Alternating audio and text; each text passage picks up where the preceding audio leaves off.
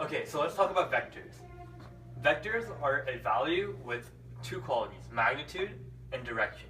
So we'll talk about it later on how to find magnitude and direction. But yeah, that's what a vector is. So how do you write a vector in form? So this is vector form. You have this symbol here and then the v, and these are the coordinates.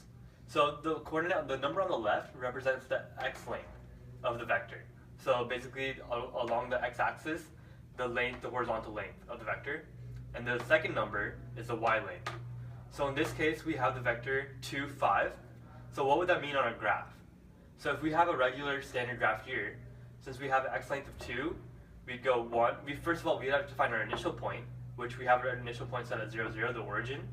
So our initial point is right here. So using our vector form, we see that the x length needs to be 2, so 1, 2. And then our y length needs to be 5, so up from 5. 1, 2, 3, 4, 5. So, and then we mark a dot here, and what that dot represents is the terminal point. And that is the end of the vector.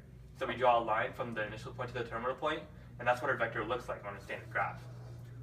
The second thing you have to know is linear form, how to write a vector in linear form. So obviously you can turn your vector into a line and plug in values.